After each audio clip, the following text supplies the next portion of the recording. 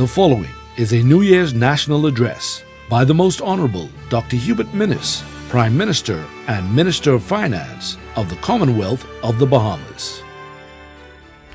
Good evening and a belated Happy New Year. This past Monday, we celebrated the attainment of majority rule, which was achieved after generations of struggle. Majority rule is one of our greatest achievements as a people. It ushered in greater equality and the flourishing of our democracy, upon which we continue to build as a free and sovereign people. Dear fellow Bahamians, this year's New Year's address is unlike any a Bahamian Prime Minister has had to give. Tonight, I want to let you know about the very difficult state of affairs in which we continue to find ourselves because of the COVID-19 pandemic. But I also wish to report that there is good news. I am pleased to announce this evening that I have appointed the COVID-19 Vaccine National Consultative Committee. The primary purpose of the committee is to advise the Ministry of Health in support of the National COVID-19 Vaccination Plan. This committee is chaired by Dr. Mercelin Dahl-Regis, OD, CMG, and is made up of public health experts and representatives of various sectors, including religious and community leaders. Government officials will report at the appropriate time on the rollout of a vaccine in the Bahamas. My fellow Bahamians, 2020 was one of the most difficult years in living memory. The global pandemic has killed nearly 2 million people and made millions of others seriously ill, some with severe and long-term consequences. COVID devastated economies. It kept us away from our loved ones. Almost overnight, a new reality descended on the world and on the Bahamas. The pandemic has left many in states of grief, financial hardship, and poor mental health. We continue to mourn those we have lost, and we continue to pray for those affected by the virus. COVID-19 has interrupted our Bahamian way of life, with thousands of Bahamians still out of work. Tourism came to a near halt during the first wave, leading to hotel closures and the complete shutdown of our cruise industry. This extraordinary global crisis has required us as a people to summon our greatest resolve. I am very proud of the many, many Bahamians who worked together in a spirit of love and unity, and who have followed the public health guidelines for nearly a year. The emotional toll of this pandemic has been overwhelming and painful.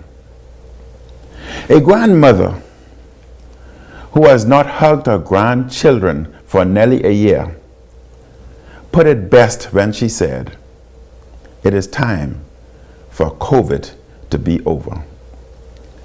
Thankfully, because there are now successful vaccines for COVID-19, our country and our economy are set to reopen more fully in the months ahead.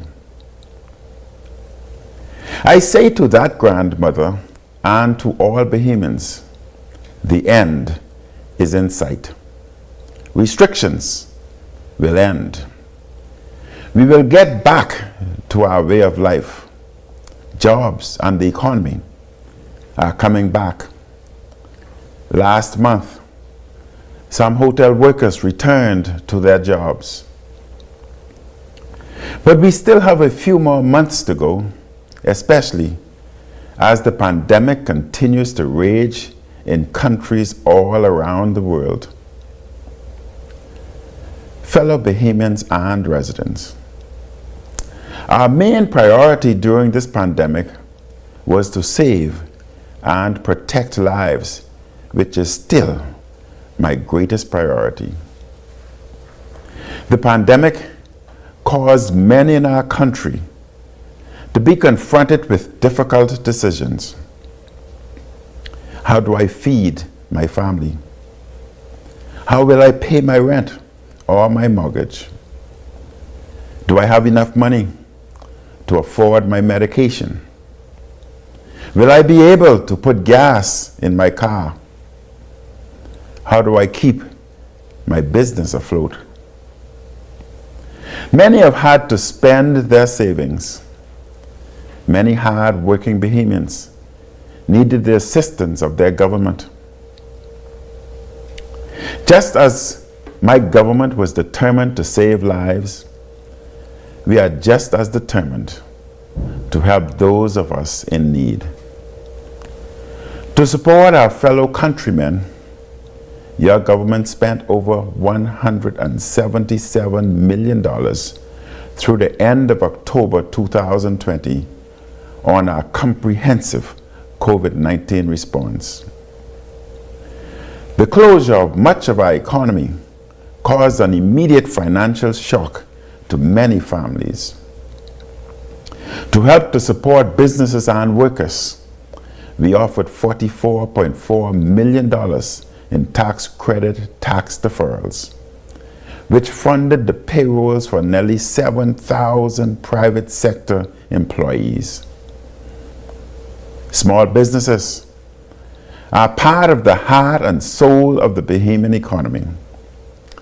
To protect nearly 4,500 jobs in the small business sector, $47.3 million was made available for small business grants and continuity loans through the Access Accelerator Small Business Development Center.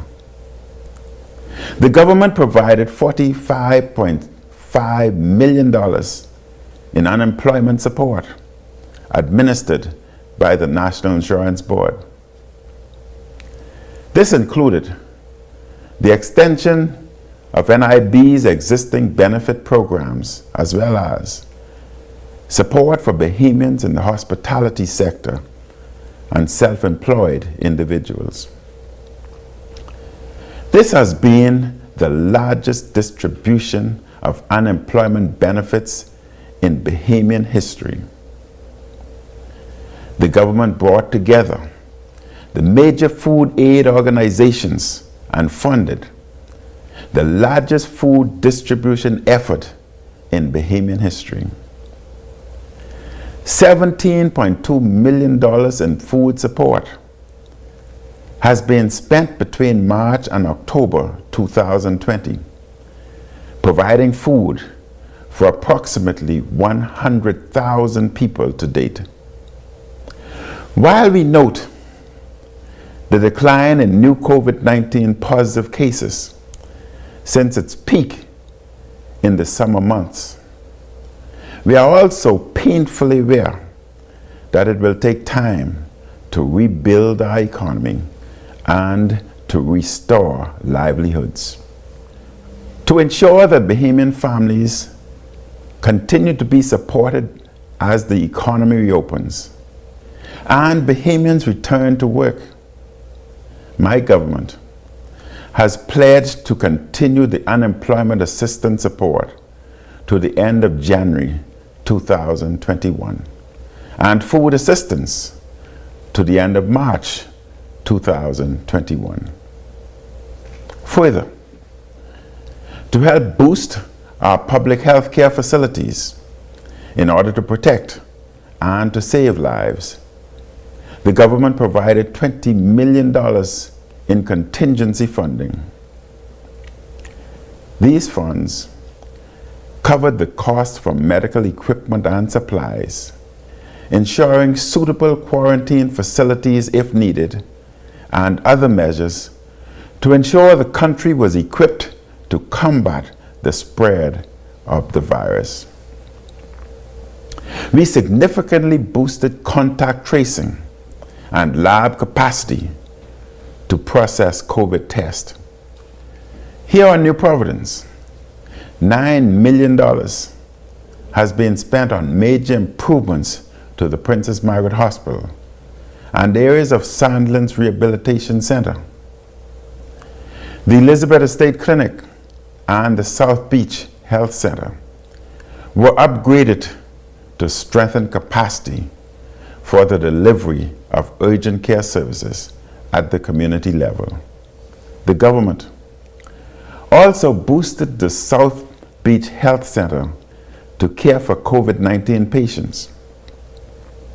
Capacity was added to PMH, including a modular unit and treatment and isolation unit provided by Samaritan's Purse. On Grand Bahama, $21 million has been allocated for the phased redevelopment of Rand Memorial Hospital. Ladies and gentlemen, to help in the education of our children and young people during the pandemic, in 2020 alone, the government, in partnership with the private sector, purchased thousands of tablets and laptops for distribution across the country. In June 2020, the Ministry of Education purchased 5,880 tablets as well as Wi-Fi devices for students on the lunch program. The Ministry of Education is in the process of purchasing an additional 5,000 tablets for students in junior high schools. All students and teachers on the following Family Islands communities were provided with devices for the new school year: Meguana, Inagua, Acklands, Crooked Island, San Salvador, Rum Key, Cat Island, and on Andres for the communities of Congo Town and Mangrove Key. Ladies and gentlemen, in terms of the COVID-19 virus, our situation remains generally good at this time. We have had lower case numbers for many weeks. However, we must all remember the pandemic is not over. We must continue to wear our mask, social distance, and regularly sanitize. Internationally, more infectious variants of the virus have evolved and been detected. It is possible that cases will rise again before vaccines arrive. If this happens, as a government and people, we will have to return to some of the measures that worked to beat back previous waves. Through our experience during the pandemic year, we now know the formula that works. Tough times do not scare us. Difficult circumstances do not break our resolve. Coming out of the awful pandemic year, we are working hard every day to ensure you have a brighter future. We are working to help businesses to stay open and reopen. We are working to provide new capital to help entrepreneurs take risk and expand our economy. In the weeks ahead, I will have even more to say about our economy. I note for now that international investment projects for 2020 totaled more than $1 billion. At the upcoming Bahamas Business Outlook, I will also offer an update on the post-Hurricane Dorian recovery in Abaco, as well as other national developments. The massive development of downtown Nassau continues, with approximately $1 billion worth of projects that will help to revitalize our city center and tourism centers and products. The new U.S. Embassy, at a cost of approximately $318 million, is taking shape.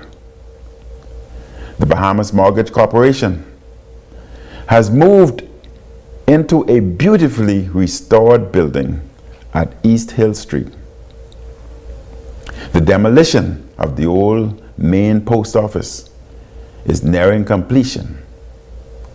A new Supreme Court complex will eventually be built on that site. The buildings on the site of the old Queen Victoria Hotel will be demolished shortly. In that space will be the new Central Bank building.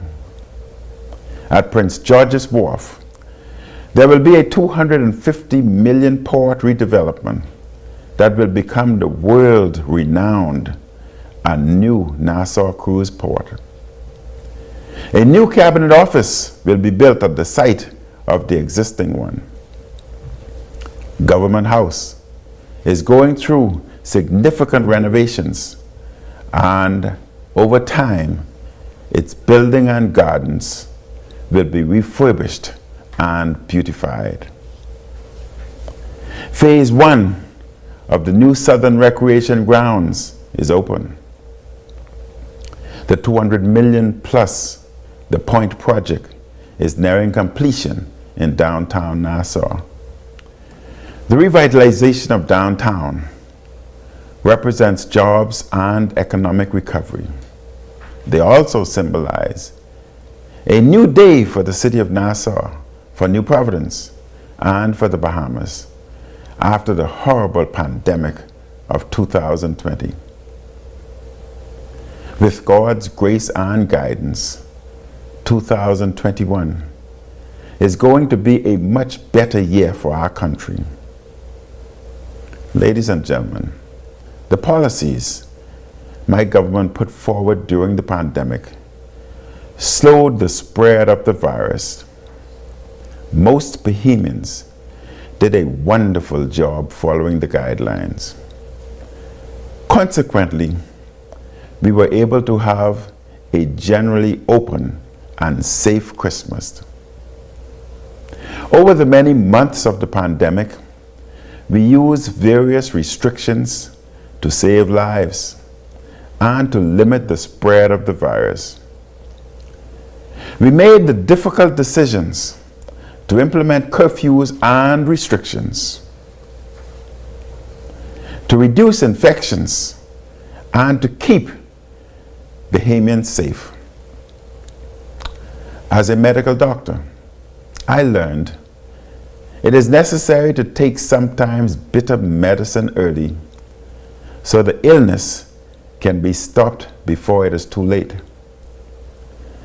While we were working hard with the health professionals to keep Bahamians safe, some were taking public positions to advance their political agendas, and they criticized us at every turn.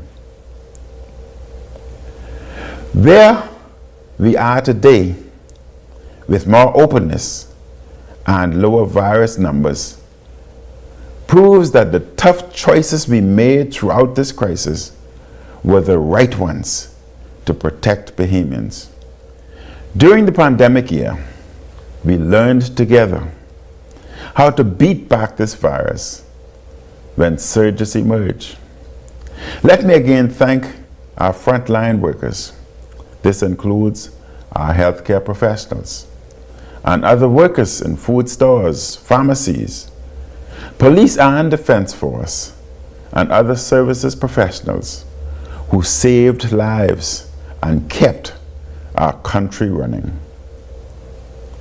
Dear brothers and sisters, in all things, And at all times, let us give thanks to Almighty God, the source of life, our comforter in times of need.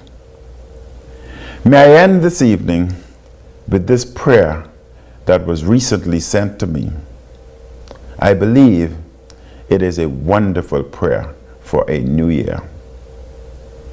Look back and trust God. Look forward and trust God. Look around and serve God. Look within and find God. May God bless you and your families. And may the God of new beginnings bless us with a new year filled with abundant new life. Thank you for listening, and good evening. May God bless our Commonwealth of the Bahamas. The proceeding was a New Year's national address by the Most Honorable Dr. Hubert Minnis, Prime Minister and Minister of Finance of the Commonwealth of the Bahamas.